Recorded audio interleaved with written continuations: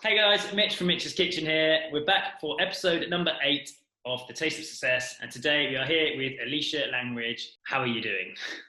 Hey, I'm good. How are you? Very good, thank you. So, Elisha is someone that I've known for a few years now, since Offbeat, also a fellow foodie, and someone who also has over 30,000 Instagram followers. So, introduce yourself and why people are interested in what you do as well. Hey everyone. So I'm Elisha Rainbow Room on Instagram. I'm a WW Ambassador, and I've kind of started my journey through sharing like what I eat day to day on my page. So that would kind of help me to try new things, focus on like what's going on my plate and how healthy it is.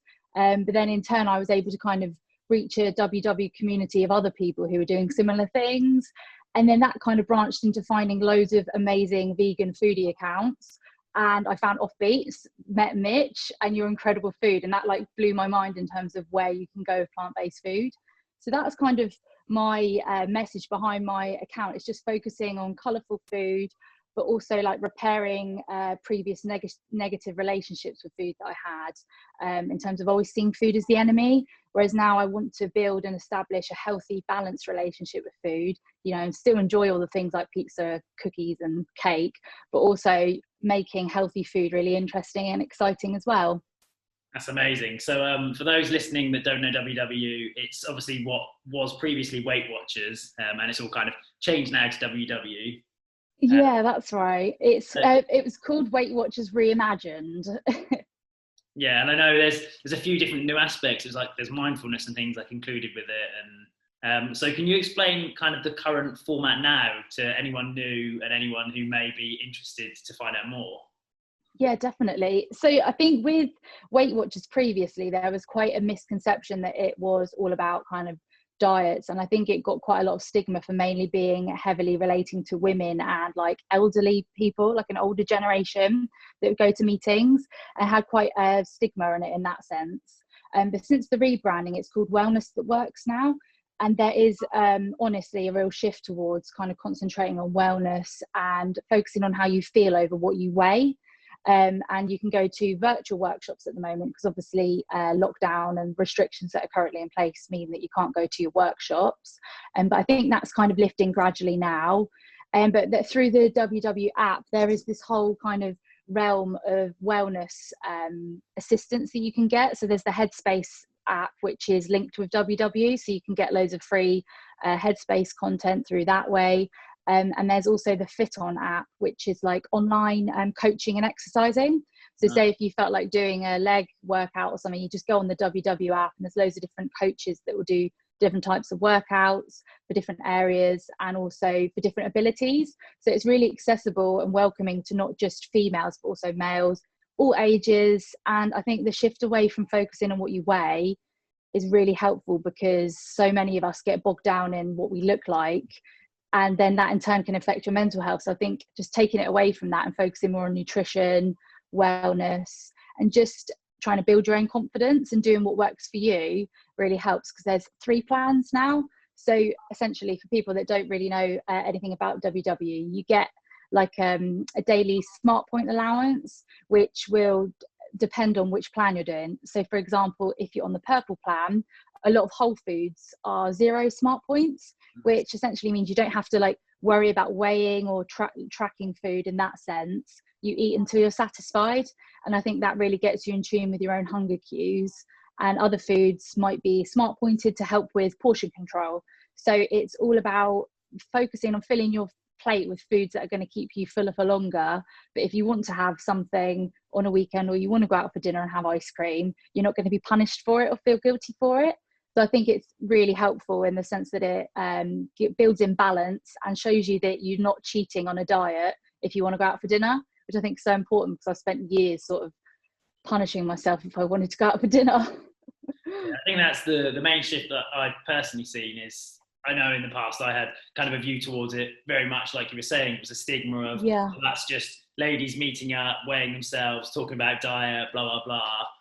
Yeah. Now you see people like yourself sharing recipes, saying this is only 3 smart points, 7 smart points, whatever it is, but you see it is really nutritious, healthy, colourful, And it's fantastic to see that kind of shift. And I imagine the demographic, so the younger audience, are getting much more involved now, especially with ambassadors like yourself.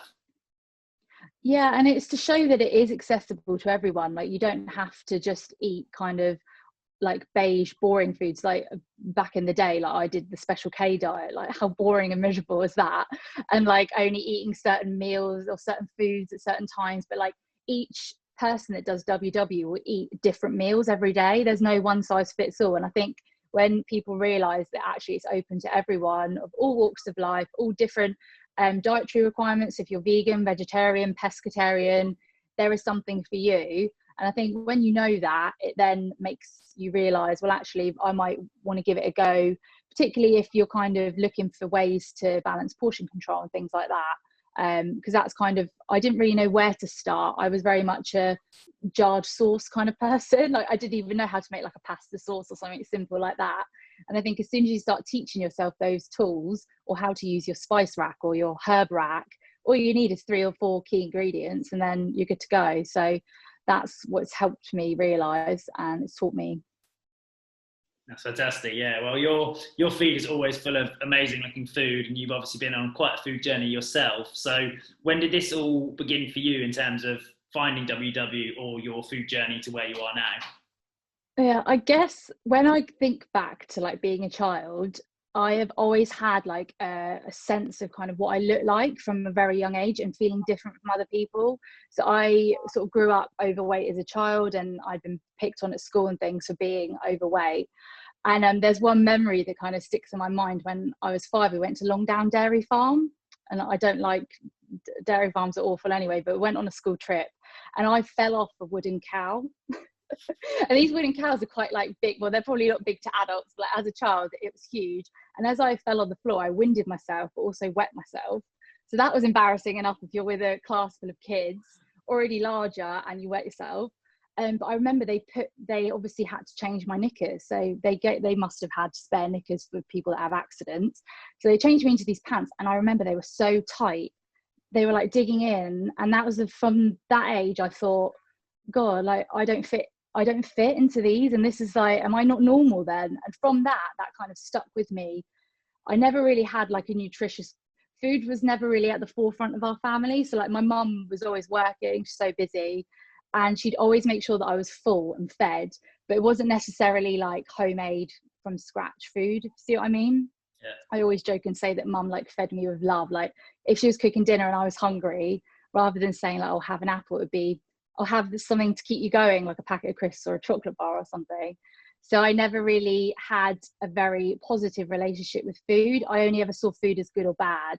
And I think that kind of, having that kind of feeling from a young age then stayed with me through teenage years and early 20s. And I kind of did things like yo-yo diets. I mentioned the Special K diet, only eating after certain times. And it's only when I look back on it now that actually I think that probably I did have like disordered eating in some kind of way, shape or form. And I think a lot of people do without actually realizing it at the time. And it wasn't until I got to my 20s when I thought, do you know what? I don't want to be on a diet anymore. It got to the point where I was either starving myself and restricting myself or binge eating. And there was no in between. I just wanted to get to a point in my life where I didn't really think about food in a way that was either like demonizing it or like starving myself. So I thought, I need to go back to basics and learn nutrition and how to feed myself in a way that isn't kind of, you know, it's just balanced. So that's when I went to WW, and I know it was called Weight Watchers back then, but I kind of approached it with a different mindset. I didn't want to lose half a stone to fit in a bikini on holiday, or I didn't want to just get into a certain size of clothing. I just wanted to lose weight. I wanted to lose around 2 stone, but I wanted to lose it slowly and also keep it off for the long term. So no more yo-yo dieting. So from that point forward, I think changing your mindset in that way and approaching it in that kind of way means that you don't have the pressure to lose weight quickly. And also, if you do put on a bit of weight at some point in time or go out for dinner, you're not punishing yourself. So giving yourself that freedom to enjoy and love food actually meant that I was able to lose weight and keep it off for a longer amount of time. So I think it's 5 years on now that I've lost 2 stone and haven't really yo-yoed, give or take a few pounds, but I don't really weigh myself anymore, because I find that in itself can be quite it can cause certain emotions and feelings of seeing a number on the scales, when really we're all so much more than that. So I think, touch wood, I'm kind of in a good place in terms of food. You know, like we'll have weekends where you eat what you like, but rather than beat myself up about it, I just enjoy food now, rather than seeing it as like an enemy or cheating a diet. But Yeah. what about you, Mitch? Like, how, because for men, I think men don't really open up about like food and how they view food, but I think there is a lot of stigma for women in the media, but for men as well there is, and I don't think that's spoken about as much. And WW is certainly trying to open the barriers to that so that men can feel included as well, and I think that's really important. Yeah, well, for me, likewise, I had quite a overweight childhood. I was very much a snacker. I'd eat everything, like anything sweet. That was my go-to. Like a pack of biscuits would be the whole pack for me. Yeah, definitely. Yeah, I had that same kind of food childhood. And it was only when I was 15 I saw free running on the television. So when I spoke to Sebastian the other day, he was the person I saw on TV doing all this amazing acrobatics, jumping, climbing. And I was like, I want to do that, but I know my current shape and size and strength, I'm not going to be able to do this. So I started eating healthier, started cutting out junk, and over time learned that, if I eat right and then I feel good from that, I'm going to perform better and I can improve, I can lose weight, I can get stronger. So I had this kind of like, I was about 15, and then I did go kind of up and down again. I would try all sorts. Like I got onto like protein shakes and everything was high protein. And then I got down the line, maybe when I was 20 odd, I started doing intermittent fasting and really calorie counting. But that's where I got really bad, like over healthy eating behaviors, like you said, where calories I would restrict. I was even weighing things like cucumber just to be like, right, I can only have 50 grams of this and 40 grams of this, and everything was regimented until the weekend where I would just binge. So that was, I lost weight, I got in sort of some of the best shape I've ever been in, but mentally I definitely had a terrible relationship with food, because like you said, it's good food, bad food, I can't be having this. Or if I'm calorie counting, you're like, well, I actually really want a chocolate bar, so if I have that, then I'll just reduce them calories and then I'll just not eat as much the rest of the day. Or like you have that kind of environment. And it was only when I actually went vegan that I stopped calorie counting. It was when I started working in Offbeat. We were tasting stuff as you go. It's really hard to calorie count in a restaurant.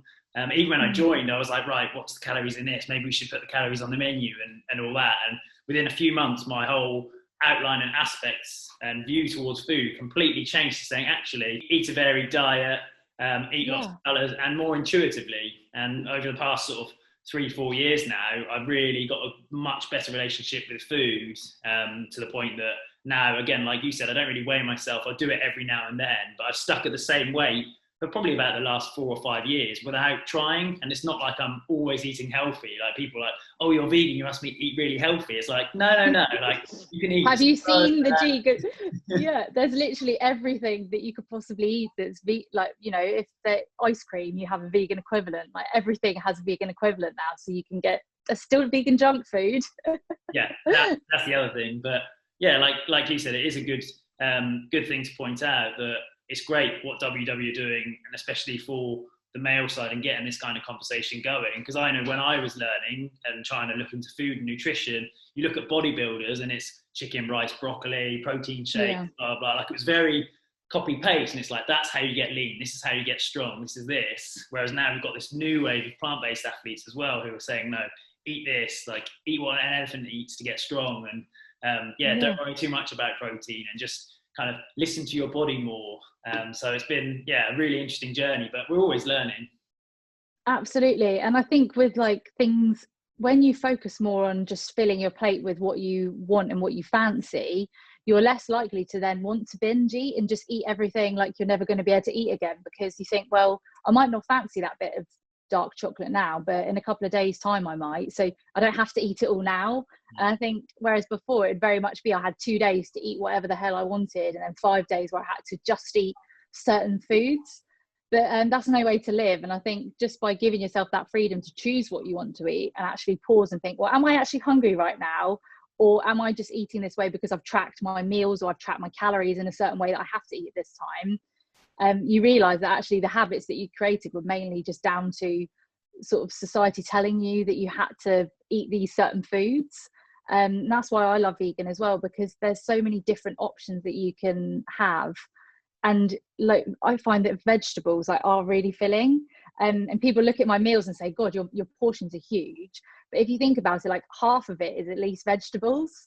Yeah. So it is still goodness. I find that sometimes I do have to eat like larger portions to keep me fuller, but I guess it's probably because I don't know, understand the full nutritional side behind it. But I'm assuming that if you're eating more plants, like you have to eat a higher quantity to make sure you're getting the same amount of nutrients as say if you're having a chicken breast or something. Yeah, it's volume food. A lot of plant foods are, there's a higher water content, there's a lower calorie, Yeah. lower fat content, and all this kind of stuff. So again, depending on what you're having, you need to eat a lot more. Like I remember my first month of being vegan, like doing Veganuary in 2016, I think I lost a stone because I thought I was eating enough. Like I'd have a full plate, but then I was losing weight, and I'm like, why am I doing this? Like I'm eating, and then I started counting calories just out of interest to say, am I eating enough? And suddenly realised, no, actually, because it's such volume food, you can eat twice as much. So as someone who loved eating lots, I was like, this is amazing. But it's really important that if someone is looking to go plant-based or vegan from a very traditional diet, do look at your portion sizes and understand your food a bit as to whether are you eating enough, because that's when you hear people who go onto a vegan or plant-based diet and say, oh, I had no energy, I was really tired, I had this. It could be not only vitamin D or B12 deficiency, which you can easily supplement, or it's in most plant milks or stuff like nutritional yeast, but also just pure calories. Are you getting enough calories? Yeah, and because people say to me, I was hungry all the time. It's like, well, if you're hungry, you need to eat more, you know, and snacking on things. I am such a fruit bat. Like I probably lots of sugar content, but I just love like grazing on different fruits throughout the day. Just keep them chopped up in your fridge, have them fresh. So if you get a bit peckish, you can make sure that you're filling up with fruits. But also I love hummus. So anything with like crudités, if you wanted like a little bit of hummus with some different dips on the side, like just having those quick snacks that you can go to really help as well. It stops that afternoon slump if you're feeling a bit tired. But I think being vegan, you can still eat just as all the same foods as everyone else, can't you, really?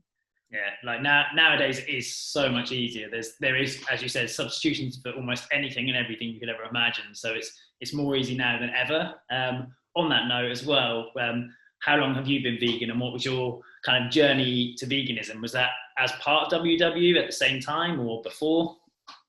Yeah, so I guess I'm just trying to think of the dates and years and stuff. So I my family aren't veggie or vegan, so that I was brought up very much like Sunday roast, like, you know, meat and two veg and all of that sort of vibe.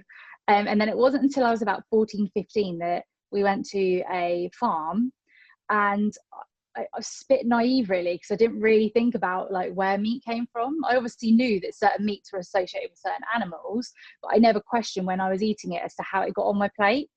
I went to a farm and there was all these really cute animals. We went through a religious education trip actually.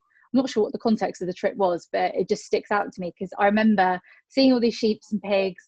I was like, they're so cute, they're amazing. Like I really felt like connected to the animals. And I said, like, how long do you keep all these animals for? Like, how do you get the room? And he said, oh, well, they only stay here like a few years and then they're sent to slaughter. And I just stopped and was like, what? And that was when it kind of clicked for me that actually these are the animals that end up on our plate and are in the supermarket. And I thought, oh, I don't want to do that anymore. But I went pescatarian. And I think that's because I didn't know enough about the fishing industry and the trade. And it was mainly out of fear because this was about 15, probably, well, maybe 15 years ago now, or probably a little bit less than that. But I'd say 12 to 15 years ago that I decided to go pescatarian.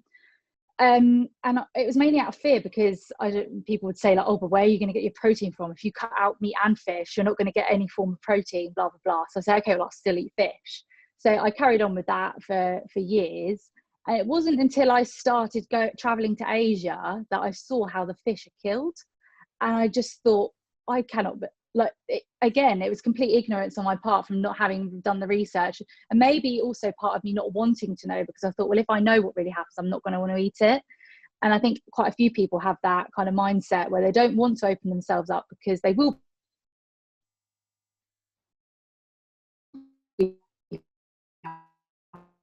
horrified.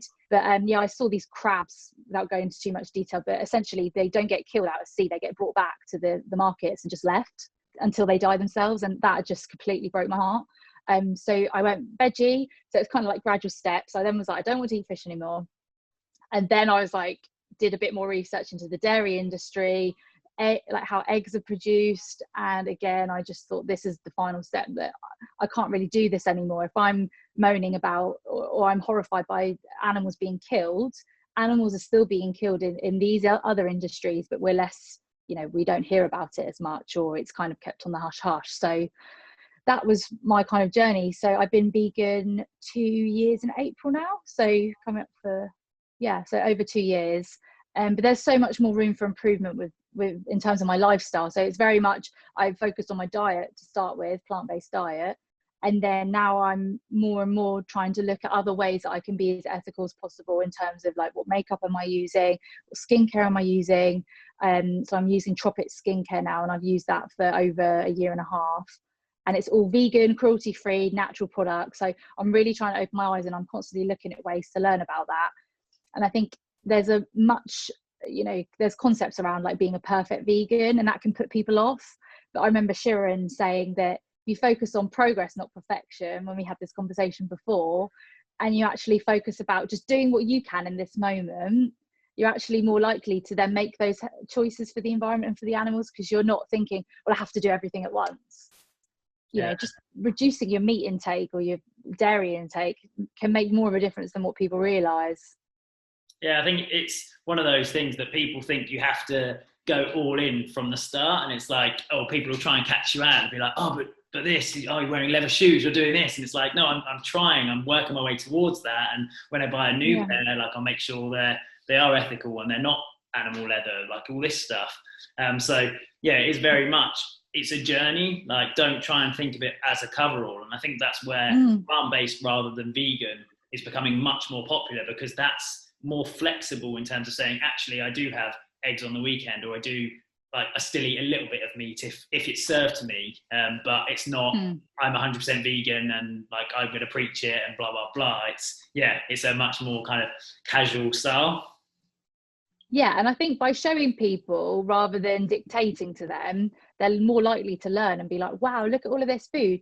So if I post a photo of a recipe on Instagram, without really making a big deal out of the fact it's vegan, people will enjoy it and might make it themselves. And then they won't actually get to the end where they think, oh God, I've not actually used any meat or dairy in this, but it tastes delicious.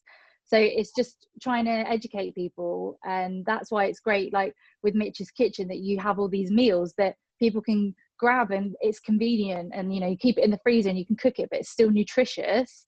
And if you gave that to your family, they're not necessarily going to think, oh, sorry, but where's the meat in this? They're going to be too busy eating it and enjoying it. Yeah, that's precisely one of the reasons we did exactly what we're doing.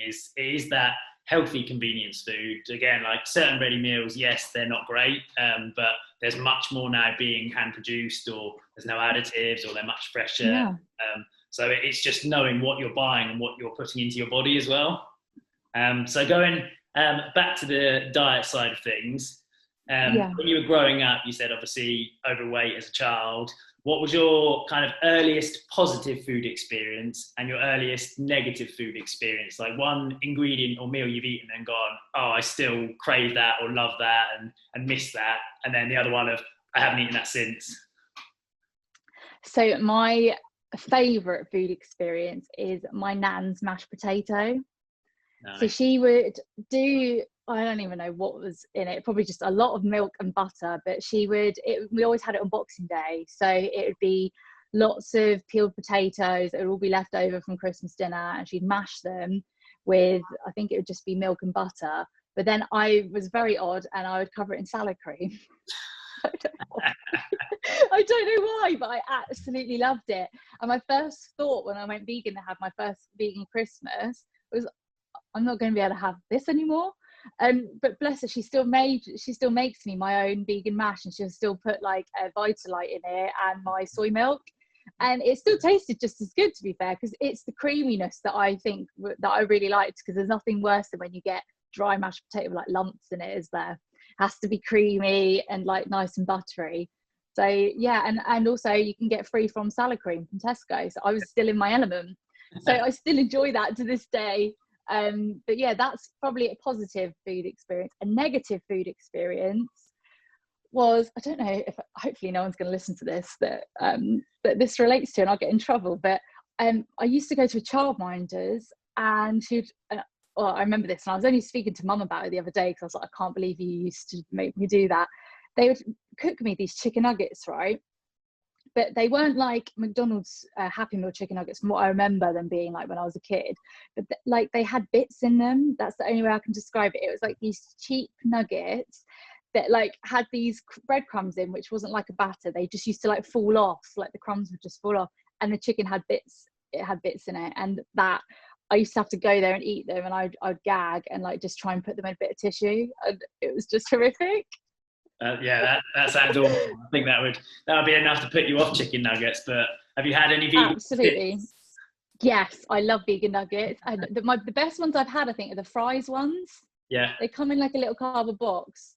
They're amazing. And they don't have any bits in. Yeah. Luckily. And I also, do you used to remember Billy Bear ham? Yeah. Do you remember that? Yeah, that is scary. When I think back of that now, like pretending that meat is like a cuddly teddy bear, but I used to always have that in my sandwiches, and I think back of that now and it like makes me actually shudder. Yeah, it's mad how food is marketed to kids as well. It is like you said, absolutely. I think I swear I've seen like Minions ham or Peppa Pig, which is the most backwards, disgusting thing. It's like, hey kids, you love this pig, now eat it. Yeah, and you don't even realise most of the time they'll just think it's like a slice of something that is decorated really pretty. When there's quite a lot of research that's been done, like in terms of where the young children actually realise like where if they're eating a sausage, like which animal it's connected with. A lot of kids don't actually have that kind of understanding, and I think if they did, not in a scaremongering way, but if kids actually understand that, they might then have the ability to make their own choices from a younger age. Yeah, it's one of those things that as a parent, like if me and Shireen ever decide to have children, when you're raising children around it, you don't want to enforce your kind of views and your everything. You kind of want to let them make decisions, but at the same time understand what those decisions mean. There's great examples of vegan parents who have vegan children from quite a young age that have kind of shown their journeys of doing that, and I think it is amazing. Yeah. But then it's also, they get the stigma of, oh yeah, but your child's going to be malnutrition.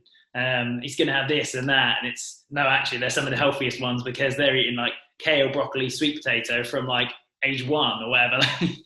Exactly. And like what puzzles me is that people say, oh, you're going to bring your kid up vegan, and it's like, well, actually I was brought up eating meat without a choice, so it doesn't, I think it works both ways, doesn't it? Like, you know, you're feeding a child meat, but they might not even necessarily need that much protein or, you know, that food, like you say, there's lots of other equivalents. And I wish that, you know, if I was brought up eating all of the veggies from a young age, it then wouldn't have taken me to becoming vegan to actually try them again, because I just assumed that I didn't like mushrooms or I didn't like nuts and seeds. But then when I was trying these foods again, incorporating them into like recipes, I was actually like, wow, this is so tasty. And I don't know if you found, but like going plant-based vegan, like did you find that your taste buds change, like for more flavor? Like I just love vegetables. Yeah, your palate and actually the enzymes in your stomach do actually change into how they process how you do taste certain foods. So it's, again, if you were like, anyone listening was to still drink dairy and then cut out dairy for about a month, if you drink it again, your body will react a completely different way to if you were having it every day. So you do develop more palates and flavors. Like if you've ever done a juice fast or any kind of fast, as soon as you bite into like fruit, it tastes like the sweetest thing you've ever had in your life. Wow. See, it's crazy how your body can change like that quickly as well. Like, I always wonder what would physically happen to my body if I was to have like a beef burger or something, because I've not had it since I was like early teens. And I do kind of wonder what the effect would be. It's just crazy how your body adapts. Food wise again then, where do you think is the best ever meal you've had, whether it's in the UK, something you've made, or an experience around food that you go, that is my standout best ever meal food experience ever? Oh, that's so difficult, because I did you when I used to love seafood, for example, like I would love like fresh lobster, and that now like breaks my heart when I think about it. But like that would be my food experience from back then that I would have loved, like in my pescatarian days. But I'm probably gonna toot your trumpet here, Mitch. But every time I went to Offbeat when you was cooking, like I would absolutely love the food. And I'd go with mum quite a few times, and she wasn't vegan or veggie or anything at the time, but like I just couldn't get over like the amount of flavor that could be achieved through like plants. And probably one of my favorite things that I've had is the raw cheesecake. Yeah. And I think it's like a blueberry one. Is it a blueberry one? Yeah. Like the base is like, I was gonna say, you had quite a few. I know yeah. the orange turmeric and ginger. Yes. Loved. Yeah, that was. Yeah. Yeah. You can tell by my face, like they're my favorites. And I don't ever think I'd be able to make that myself. But like now and again, me and Jamie will make something and we're like, yeah, this is the best thing that we ever made. Like I made the other week that we quite like is a sag paneer curry, but we use tofu, and I make the sauce through like using spinach and coconut milk. There's not really a lot of oil that's used in it either, but at the moment we like making like curries but doing like smaller different portions of curries and eating them all together. I'm quite into that at the moment, so that's another foodie experience. But I'm looking forward to the day that you say you're making cheesecakes again, Mitch.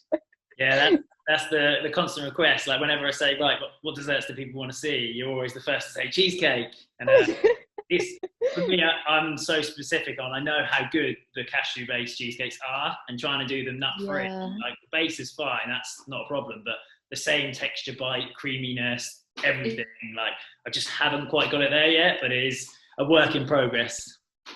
Yeah, well, I'm keeping my ears peeled and my fingers crossed for that one. So is there any particular foods you couldn't live without? I think we know what's going to come to the answer here. Yeah. So anyone that is listening to this that might follow my Instagram or anything, they're probably going to know what I'm going to say, and it begins with H and ends in S, and that's hummus.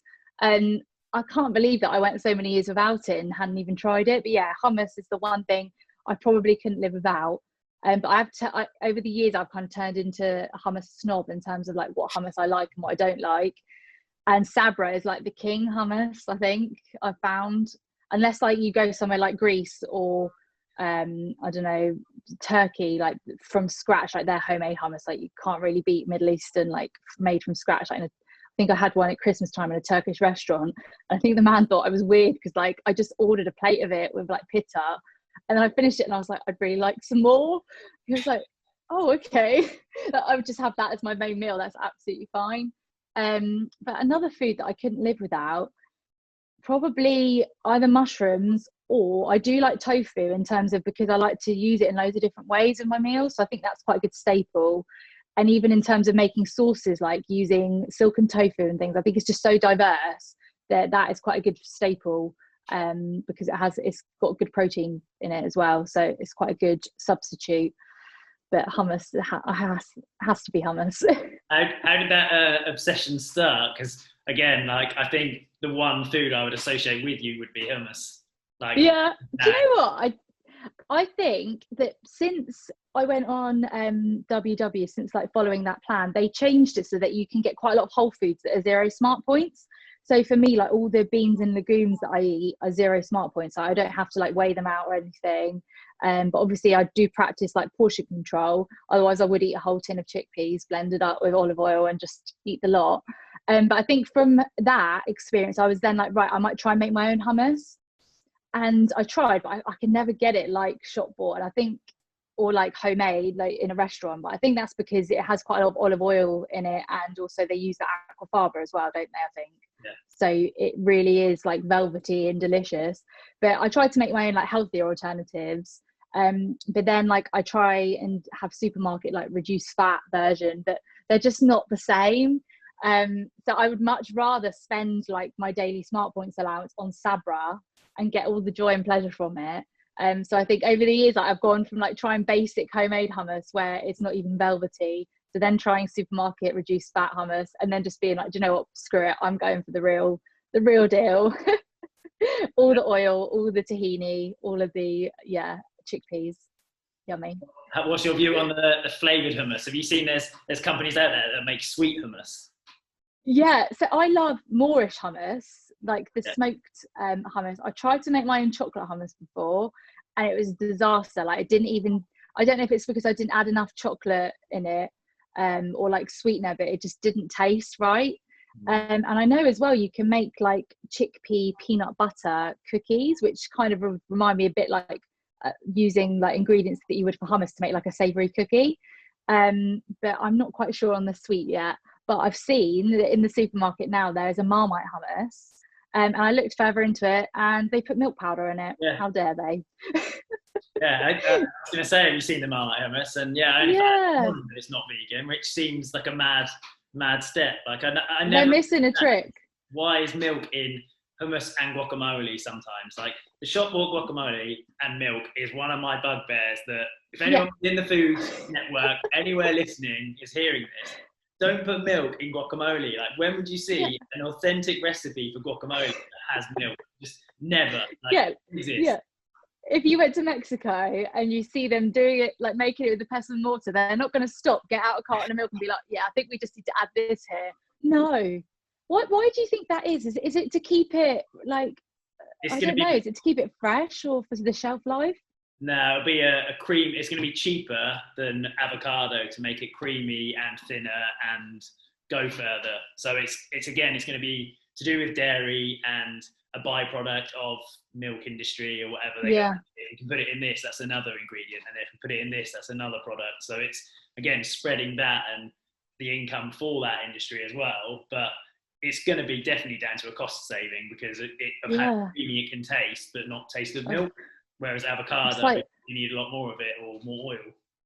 Yeah, and it's like the percentage of it as well. It's so small that it's like, just get rid of it. Like in crisps as well, like you see your favourite crisps and then you turn the packet over and it's like 2% milk powder. You're like, damn you. Yeah, shout out to the Holy Guacamole. They're one of the first ones that were kind of doing it without, and they do like the smashed avocado and the pure like guacamole that you can buy pre-made. Yes. You never need it. Yeah, I've seen that. Staple. Yeah, that's in Waitrose, I think. I've seen that because it's always next to the Moorish hummus as well. They're like my faves. Yeah, I could just eat that for breakfast, lunch and dinner, I think. So other than that, is there one particular product or ingredient that you're currently obsessed with other than hummus? I would probably say pippin nut, almond nut butter, or just any nut butter. I'm like trying to try different ones, but then I'm just conscious of the fact that I then have like 6 jars of different nut butters in my cupboard, and Jamie doesn't eat it, so it's just me. So at the moment I've gone through the whole Earth's peanut butter that I really like, the smooth one. I like pippin nut, but now I bought the Manny Life one that I'm going to try. Do you have any faves that you'd recommend? Nut butters? Yeah, Manny Life, they definitely were the innovators of the over roasted peanut butter, which is that golden caramelly colour. I heard about the story, they essentially left it in to roast too long, forgot it was on, came back to it and were like, oh, that's tasty. And now you see all the other catching up and going, oh, we should do that because it does taste really good. But I like the big bulk buy, and like Aldi do a kilo of crunchy or smooth nut butter for like $3.99. Oh, amazing. So it's a bargain one, and again, no palm oil, nothing added, just peanuts. So that's what you're looking for. But yeah, the independent brands I do like to support. So whenever I see a new one coming in, I'll always buy it and try it. Like we did Borough Market with a company called Jake's Boost, and they do seed butters. So they've got some that have like tiger nuts or carob bits or coconut bits. Like they had a banana nut butter which had like tiger nuts, pieces of dried freeze-dried banana. And it was just, I pretty much just spooned it. It was so good. Wait, what is that? I'm going to write that one down. It's called Jake's Boost. Shout out to Jake's Boost. They're awesome guys. Like Jake was their dog. So it was, again, in memory of their dog Jake. So it was a really but yeah, awesome guys and shout out to them. Yeah, because I love, like, at the moment I'm going to Sainsbury's and they've got like a section which is dedicated to like new or up and coming like independent brands, and we always like stop and have a little look at those because I've only recently started like drinking kombucha and I love it. Can't believe it. I think when I first tried it I was a little bit off put because I thought, oh, it tastes a bit like beer, but I do think that the more you drink it you kind of get used to it. I love it. we tried selling it at Offbeat like 3-4 years ago when it was quite new. I'd come back from America like, yeah, kombucha's amazing, we need to do it, it's a health drink, blah, blah, blah. And like people would have it and be like, I think it's gone off, it tastes a bit sour, or it's There's bits in it. yeah, there's bits in it, like I think it's the dirty one. And it's like, no, that's the culture, like it's the thing. But now I think people understand it, and there's so many brands out there. So yeah, kombucha is another really good one for the gut health side. Yeah, definitely. Yeah, that Sainsbury's innovation section, definitely shout out to everyone that's pushing with that, because I'll go in and I'll buy the little bits and try different things, because it's great to see other food producers who have got their foot in the door into this trial section, and I think the ones that are popular then have potential to then have a full listing on the shelf. So it's always good to go and support that. Definitely, that's what I'm waiting for, Mitch, for your like meals to get in there. Yeah, well, we'll see which way we go with that for sure. Definitely. So before we start to wrap up a little bit, because I am conscious of time, so if you've made sorry, I could like literally speak for hours about like all of this sort of topics. No, I just wanted to go back to your journey with food, and obviously Rainbow Room, and not only is your food colourful, but your outfit's colourful. And I think it's really interesting to understand that from being overweight as a child to now, the kind of positivity and energy and confidence you seem to have day to day, like where has that kind of stemmed from, and how have you cultivated that? Because there will be people out there listening who are very introverted or kind of shy and see someone like you and be like, oh, I could never be like that. But I can't imagine that's been you the whole time. No, I think like really it all stems down to just like knowing who you are. So if you want to wear like colourful clothes, but something's holding you back, like fear of judgment from others, or you feel like you're not the right size or shape, or you don't think your partner's going to like it, like just take all of those out of the equation and just bring it back to you. Like what will make you genuinely happy? If it's wearing something that is a bit more off the cuff and people might give you a funny look if you go in the supermarket, who cares? If it's going to make you happy, then just bloody go for it, because life's too short. And I think that's kind of the way that I've tried to just like take every bit of clothing that I wear. If it makes me feel happy, I'll wear it. And I won't try not to worry about others. Like obviously sometimes I do have down days in terms of like anyone, where I'm not feeling very confident in myself, or I'm just having a bit of a flat day. And I do love to wear my dressing gown at home. Like if we weren't filming this now, I'd probably be in my dressing gown because it's miserable outside. But I think just always use getting changed as an opportunity to reflect your personality. Because I think if I feel great inside and I'm wearing like clothes that make me feel happy and comfortable, then I'm more likely to have a better day. So I think just always try and focus on you and try and ignore any kind of inner chatter that we all seem to have, which tries to put us down. And we all have an alter ego, which is always going, you're not good enough, you can't do that. But just fighting back from time to time and just saying, I'm not putting up with this. This is what I want to do, so I'm going to go for it today. I think it makes such a difference to your outlook, because you live a bit more in the moment. You just go for it and don't worry about it till after. I love that. Yeah, such a good message. And it is amazing though, especially as a guy, if I put on a tux and I feel like, yeah, like this, you feel something when you put it on. And I think if you can do that day to day with your colourful wardrobe, then yeah, why shouldn't you feel great with however you look, however you feel? Just put on something that makes you feel good and makes you feel like you. Yeah, absolutely. And it doesn't even need to be like an expensive, constant, like, because fast fashion is not good for the environment at all. But just investing in a couple of pieces that are going to make you feel happy, or buying a pair of colourful earrings off of someone from Instagram, that because so many independent businesses, especially through lockdown, are selling like colourful things. And just I find that if I'm surrounded by colour, I do feel generally happier. Because I know that in the winter when it gets darker, that really does impact my mood. I probably do have kind of some sort of seasonal change in my mood as well. So I just think give yourself lots of colour and light if that's what makes you happy, and don't worry about anyone else. Fantastic. Right, so before I ask you the final question, where can people find out more about you, get in contact if they have any other questions? Where's the best way? Yeah, absolutely. So if anyone has any questions about WW, veganism, or just recipes and cooking in general, I'm on Instagram at rainbow_room. So you can find me on there. Feel free to message me, send us a comment or whatever, and I'll get back to you. Brilliant. So final question is, you've lived out your long life, you've done everything you've ever wanted to do, and it's your final meal before you move on to whatever your final chapter is. Oh, What do you have? You can have whatever you want to drink, starters, mains, desserts, anything. What would it be? okay. Right, so starters, it's going to be hummus, but it'll probably have to be like a smoked hummus with lots of crudités on the side. For my main, you know, it's going to probably sound quite boring, but maybe I would have half and half. So I would have lots of Indian sides, so like Bombay aloo, like some tofu paneer, something with chickpeas in it, and a chapati. And then the other half would be a deep pan for cheese vegan pizza with like a garlic and herb dip or something like that, something mayo-y, garlicky, creamy. And then for pudding, I would have two puddings. The first one would be the ginger and turmeric cheesecake that I would ask you to make me specifically. And then the second one would probably be like either a sticky toffee pudding with ice cream, or like one of your kind of, you know, like the dark chocolate, like velvet brownies with ice cream on top, and custard as well. Ice cream and custard is a thing, and together it is amazing. Brilliant. That sounds like a way to go. And what would the drink of choice be? I would probably need to just have water, because if I had anything fizzy with all of that food, I just wouldn't be able to eat it all. But I do like kombucha, so I love the Remedy, the dark plum. I think it's dark plum or cherry plum. That's like one of my faves. But I'd probably have to pace myself and not drink it all at once, because then I'd get too full and not enjoy the meal. Love that.